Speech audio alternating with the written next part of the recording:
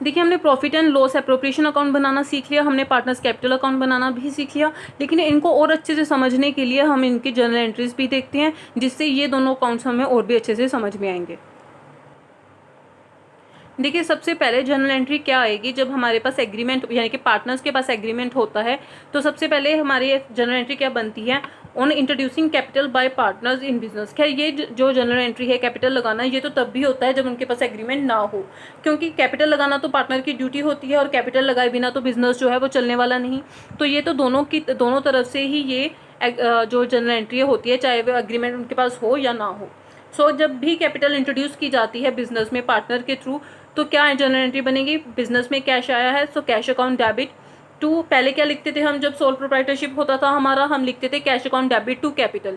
वो इसलिए क्योंकि ओनर एक होता था और उसी ने कैपिटल लगाई होती थी। लेकिन अभी क्या ओनर ज़्यादा हैं, तो हम पर्टिकुलर हर एक ओनर का, हर एक पार्टनर का हम यहाँ पर नेम जो है वो मेंशन कर देंगे।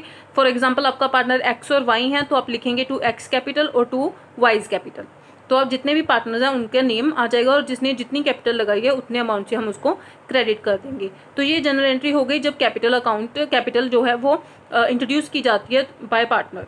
देखिए कैश अकाउंट आया है, तो कैश इसकी एंट्री जो है, एक तो कैश अकाउंट में जाएगी, कैश अकाउंट जो कैश लेजर हम बनाएंगे उसमें जाएगी, दूसरी जो है कैपिटल अकाउंट हम बनाएंगे पार्टनर का, तो उसमें उसकी एंट्री जाएगी।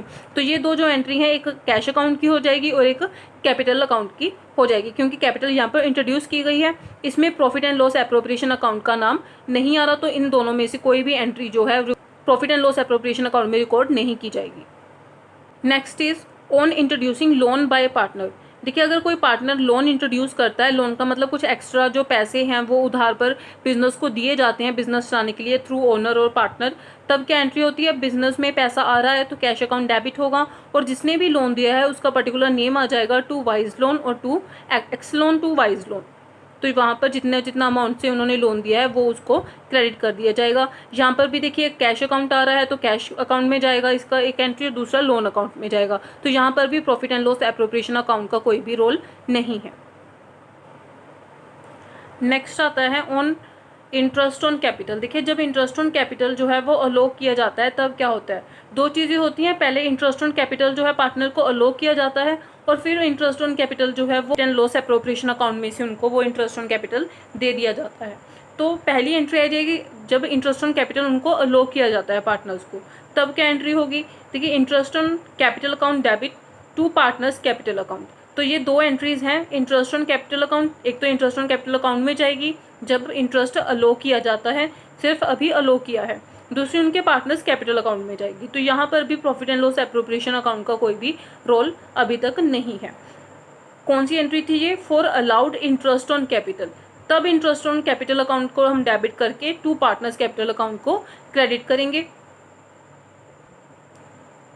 और जब यही इंटरेस्ट ऑन कैपिटल जो है on transfer of interest on capital to profit and loss appropriation account, तो यही जो इंटरेस्ट ऑन कैपिटल है अब वो ट्रांसफर कर दिया जाएगा profit and loss appropriation account. That means अब उनको नेट प्रॉफिट में से वो जो इंटरेस्ट ऑन कैपिटल अलोक किया है अब वो दे दिया जाएगा उसमें से माइनस करके। तब क्या एंट्री आएगी, तब हम डेबिट करेंगे profit and loss appropriation account को टू इंटरेस्ट ऑन कैपिटल, उसका जो डेबिट इफेक्ट था इंटरेस्ट ऑन कैपिटल का, यहाँ पर उसका क्रेडिट इफेक्ट आ जाएगा। Next is for interest on drawing.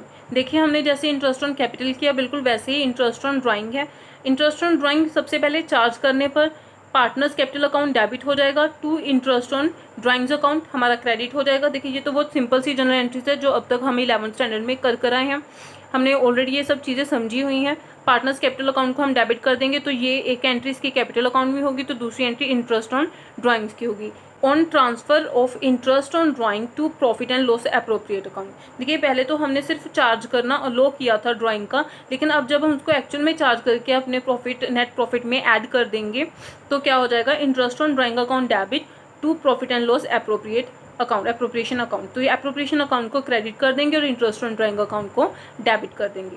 तो ये एंट्री जो है एक तो इंटरेस्ट ऑन ड्राइंग अकाउंट में होगी, तो दूसरी जो है वो profit and loss appropriation account में होगी। तो अब तक हमने दो एंट्रीज देखी, जब इंटरेस्ट ऑन कैपिटल को हमने ट्रांसफर किया profit and loss appropriation account में तो वो एक एंट्री थी, और दूसरी ये की है इंटरेस्ट ऑन ड्राइंग की, जब इंटरेस्ट ऑन ड्राइंग जो है वो हमने प्रॉफिट में नेट प्रॉफिट में उसको ऐड कर दिया। Next is for salary and commission to partner. देखिए सैलरी और कमीशन के लिए जब हम उनको सैलरी और कमीशन या फिर बोनस जो है वो अलो करते हैं उनको देना, तब क्या एंट्री होती है, partners salary commission account debit to partners capital account. देखिए जब सिर्फ अलो किया जाता है तो एक तो एंट्री उनकी कैपिटल अकाउंट में जाएगी, एक पार्टनर्स सैलरी और कमीशन अकाउंट में जाएगी। तो सैलरी अलो किया तो सैलरी अकाउंट में चली जाएगी, कमीशन अलो किया तो कमीशन अकाउंट में चली जाएगी, और दूसरी जो है वो पार्टनर्स कैपिटल अकाउंट में जाएगी। लेकिन वही जब हम ट्रांसफर कर देते हैं salary commission to profit and loss appropriation account में, यानी कि सच में उनको नेट प्रॉफिट में से ये सैलरी और कमीशन जब प्रोवाइड की जाती है तो profit and loss appropriation account debit हो जाता है और टू पार्टनर सैलरी और कमीशन अकाउंट को हम क्रेडिट कर देंगे, क्योंकि यहाँ पर हमने क्या है नेट प्रॉफिट में से उनको सैलरी और कमीशन जो है वो उनको डिस्ट्रीब्यूट कर दिए हैं नेट प्रॉफिट में से। तब ये एंट्री जो है profit and loss appropriation account में जाएगी। एक एंट्री सैलरी और कमीशन अकाउंट में और दूसरी profit and loss appropriation account में।